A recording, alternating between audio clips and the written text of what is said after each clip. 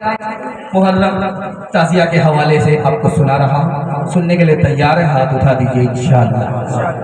3 پروپیگنڈے اس مہینے میں ہوتے ہیں۔ پہلا پروپیگنڈا یہ ہے کہ یہ ماتم کا مہینہ ہے، دوسرا پروپیگنڈا یہ ہے کہ یہ جلوس کا مہینہ ہے، اور تیسرا پروپیگنڈا یہ ہے کہ اس میں نکاح کرنا غلط ہے۔ میں تینوں پروپیگنڈے کو خلاصہ 3 منٹ میں کرنے کے لیے جا رہا ہوں۔ بہت اچھا جلسہ ہے، دل سے دعا کرتا ہوں اللہ آپ کی ہر مشکل کو آسان فرمائے، دین دنیا دونوں کی بھلائی سے اللہ آپ کو ملامات فرمائے۔ اس مہینے میں 4 اتنے بڑے بڑے نکاح ہوئے ہیں کہ ان سے بڑھ کر کے کوئی نکاح دھرتی پر ہو ہی نہیں سکتا۔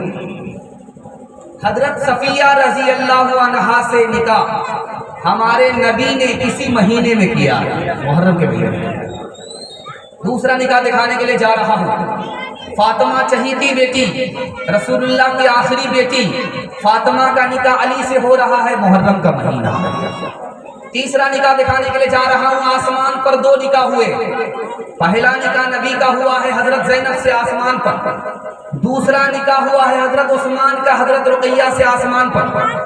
آسمان پر حضرت عثمان کا نکاح رقیہ سے ہو رہا ہے محرم کے مہینے میں، اور نبی رقیہ کو عثمان کے ساتھ رخصت کر رہے ہیں، محرم کا مہینہ ہے۔ اور آخری نکاح دکھانے کے لیے جا رہا ہوں، سیدنا قاسم کا نکاح امام حسین نے کربلا کے میدان میں کیا ہے۔ یہ 4 اتنے بڑے بڑے نکاح ہیں جو محرم میں ہوئے، ان سے بڑھ کر کے کوئی نکاح نہیں ہے۔ ہاتھ اٹھا کر کے وعدہ کیجئے، سارا کام پہلے ہوگا نکاح بعد میں۔ ہاتھ اٹھائیے انشاءاللہ۔ لیکن کچھ بوڑھے لوگ بھی ہاتھ اٹھا رہے ہیں، ان کا کون سا دوسرا نکاح کہہ رہا ہے؟ دھیان سے سنیے گا، جلدی سے نکل جائے۔ 2 آواز اللہ کو پسند نہیں ہے۔ ایک آواز کیا ہے؟ خوشی کے موقع سے ڈی جے، شادی کا موقع ہو ڈی جے بجتا ہے تو لوگ کہتے ہیں کہ کیا کیجئے گا، لڑکا پھڑکا بجا رہا ہے، لڑکا پھڑکا بجا رہا ہے۔ یہ لڑکا کیا بن باپ کا ہے؟ اس کا کوئی باپ نہیں ہے۔ خوشی کے موقع سے گانے کی آواز اللہ کو پسند۔ دوسری آواز جو اللہ کو پسند نہیں، مصیبت میں ماتم کی آواز، ماتم، یہ اللہ کو پسند نہیں۔ 2 آواز اللہ کو پسند ہے۔ یہ جو تعزیہ ہے، نشان ہے، امام باڑہ ہے، یہ کہاں سے آیا جلدی سے میں آپ کو بتا رہا ہوں۔ آپ کی آنکھ سے پٹی ہٹا رہا ہوں، ہاتھ جوڑ کر کے آپ سے کہتا ہوں آپ ان خرافات سے بچ جائیے۔ میں مسند رسول پر گارنٹی لیتا ہوں اللہ آپ کے خاندان کو بچا دے۔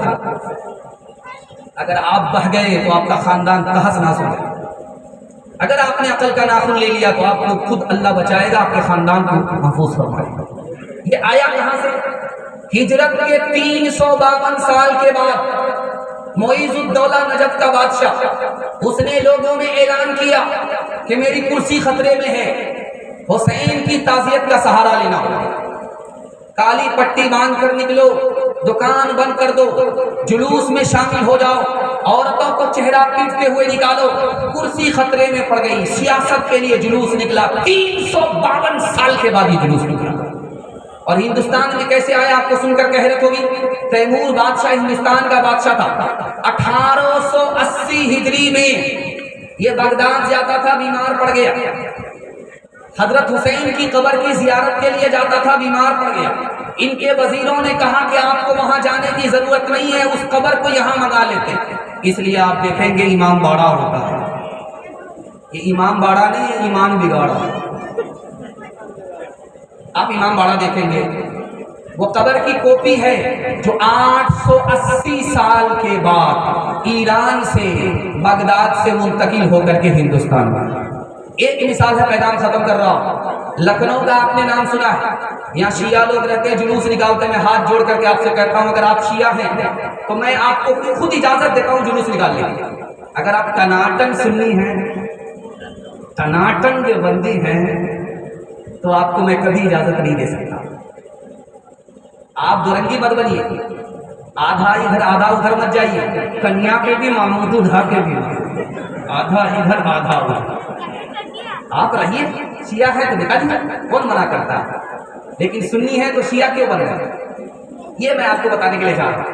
جلوس نکل رہا تھا لکھنؤ میں، مولانا علی میاں ندوی رحمۃ اللہ علیہ حیات سے تھے، دعا کیجیے اللہ ان کے درجات کو بلند فرمائے۔ عرب کے مہمان ملنے کے لیے آئے، اچانک دھماکہ ہوا، ڈھول کی آواز، یہاں رکھا ہوا، لوگ گھبرا گئے۔ عرب کے شیخ گھبرا گئے کہ ہندو مسلمان رائٹ تو نہیں ہو گیا۔ بولا حضور آپ کو پتہ نہیں ہے جلوس نکل رہا ہے، امام حسین کا جلوس نکل رہا ہے، ماتم کا جلوس نکل رہا ہے، تعزیہ نکل رہا ہے۔ کہ انا للہ، ان بے وقوفوں کو آج خبر ہوئی ہے، 1300-1400 سال گزر گئے، ان بے وقوفوں کو آج خبر ہوئی ہے۔ انشاءاللہ جنوری میں جشن منائیں گے، محرم میں ماتم ہاتھ اٹھا دیجیے، بالکل صحیح جا رہا ہے۔ خیر ماشاءاللہ ڈس بریک مارا۔ تعزیہ داری کو تیمور نے ایجاد کیا، لایا ایران سے اور ہند میں آباد کیا، غم منانے کا عجب ڈھنگ یہ ارشاد کیا، روح اسلام کو تیمور نے برباد کیا، فعل تیمور ہے یہ قول پیغمبر تو نہیں، غم منانے کا یہ غم کا یہ رنگ شریعت کے برابر تو نہیں، غم تجھے ہے تو پھر اتنا تو ذرا کر کے دکھا، ڈھولتا شاں سے تیرے باپ کی میت کو اٹھا، ڈھولتا شاں سے تیرے باپ کی میت کو اٹھا، فنا کے بعد بھی مجھ کو ستا رہا ہے کوئی، نشان قبر کا میرا مٹا رہا ہے کوئی، نشان قبر کا، اے خدا مجھے تو تھوڑی سی زندگی دے دے، اداس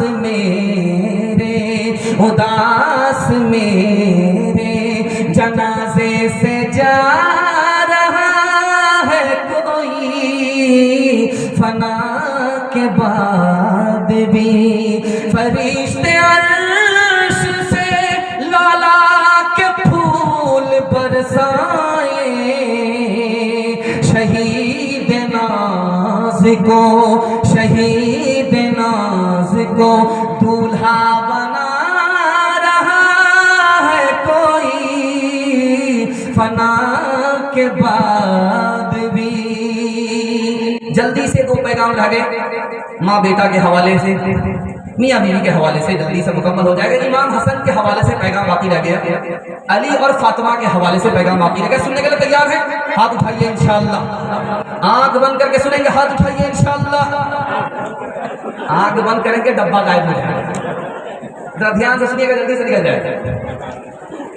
امام حسن رضی اللہ عنہ سے امیر معاویہ نے پوچھا، میں بادشاہ ہوں، آپ نے مجھے بادشاہ بنا دیا، میرے اوپر کیا فرض ہے وہ بتا دیجیے۔ اس سے اندازہ کیجئے کہ امام حسن کو کتنا علم تھا۔ امیر معاویہ رضی اللہ عنہ ان کے علم سے فائدہ اٹھایا گیا۔ دھیان سے سنیے گا، امام حسن نے کہا کہ آپ کے اوپر 3 فرض ہے۔ پہلا فرض یہ ہے کہ آپ ظاہر اور باطن میں خوف خدا رکھیں، اندر باہر آپ کو خوف خدا ہونا چاہیے۔ دوسرا فرض بتائیے، کہ دوسرا فرض یہ ہے کہ چاہے آپ امیر ہوں چاہے آپ غریب ہوں، آپ کو 2 کام کرنا پڑے گا، حلال کمانا ہوگا، حساب سے خرچ کرنا ہوگا۔ تیسرا فرض بتائیے، کہ تیسرا فرض یہ ہے کہ آپ کو چاہے غصہ ہو چاہے خوشی ہو، انصاف کرنا چاہیے۔ کب مبارک ہو، آپ نے میرا دل جیت لیا۔ امام حسن سے پوچھا گیا کہ سب سے اچھی زندگی دنیا میں کون گزارتا؟ انہوں نے کہا جس کی زندگی میں غریب شریک ہو، اس سے بڑھ کر کے کوئی زندگی نہیں ہو سکتی۔ جس کی زندگی میں دوسرا شریک نہ ہو، خود مالا مال دوسرا کنگال، اس سے بدتر کوئی زندگی نہیں ہو سکتی۔ ایک مثال ہے، پیغام ختم کر رہا ہوں، دھیان سے سنیے۔ دیکھا باغ میں امام حسن نے ایک کتا بیٹھا ہوا ہے اور ایک غلام روٹی کھا رہا ہے۔ کتا دیکھ رہا ہے، غلام ایک روٹی اسے پھینکتا ہے، ایک روٹی کھا رہا ہے۔ کتے کو پتہ نہیں کیسی بھوک لگی تھی، بارات میں آیا ہوا تھا، جھٹ سے روٹی کھا گیا۔ اب یہ اپنی روٹی توڑ ہی رہا ہے کہ کتا اپنے حصے کی روٹی کھا گیا، پھر اس نے ایک روٹی اپنے حصے کی دے دی، وہ جھٹ سے کھا گیا۔ اب جب ساری روٹی ختم ہو گئی، یہ روٹی کھا رہا، کتا منہ دیکھ رہا ہے، اس نے اپنے حصے کی روٹی بھی کتے کو دی۔ امام حسین مچل گئے، امام حسن مچل گئے کہ واہ دنیا میں اتنا بڑا سخی میں نے نہیں دیکھا۔ کہا رک جاؤ 5 منٹ اسی جگہ پر بیٹھو، میں آ رہا ہوں 2 منٹ میں تمہارے پاس آ۔ کہا کہ دیکھو جس باغ میں بیٹھ کر کے تم غلامی کر رہے ہو، تمہاری سخاوت نے مجھے مجبور کر دیا، میں نے اس باغ کو خرید لیا۔ تمہاری سخاوت کو دیکھ کر کے میں نے تمہیں بھی خرید لیا ہے، اور تم مجھ سے بڑے سخی ہو، یہ باغ کا مالک میں نے تمہیں بنا دیا ہے، تم اس سے خوش ہو جاؤ۔ وہ غلام کہتا یہ ہو نہیں سکتا، مجھے آپ نے آزاد کر دیا، بہت بڑا احسان، یہ باغ کا مالک آپ نے بنایا، یہ بہت بڑا احسان، آپ یہ احسان کر رہے ہیں، پہلے خدا توفیق دے رہا ہے، یہ باغ میں نے راہ خدا میں قربان کر دیا۔ 2 نمونہ آپ کی خدمت میں لے کر کے آ رہا ہوں، دھیان سے اس کو سنیے گا۔ امام حسن سے پوچھا کہ آدمی کو موت سے ڈر کیوں لگتا ہے؟ موت سے کیوں ڈرتا ہے؟ مرنا ہے، باپ مر گئے، دادا مر گئے، خاندان مر گیا، میری باری ہے، مرنا ہی ہے، کوئی روک نہیں سکتا، پھر مرنے سے گھبراتا کیوں ہے؟ انہوں نے کتنا پیارا جواب دیا، اللہ پوری ملت کی طرف سے ان کو جزائے خیر دے۔ انہوں نے کہا کہ مال اصل میں پیچھے رہ جاتا ہے اور آدمی مر کر کے آگے چلا جاتا ہے، اس لیے موت سے ڈر لگتا ہے۔ اگر موت سے پہلے آدمی مال کو آگے بڑھا دے، پیچھے سے جائے تو موت سے نہیں ڈر لگتا۔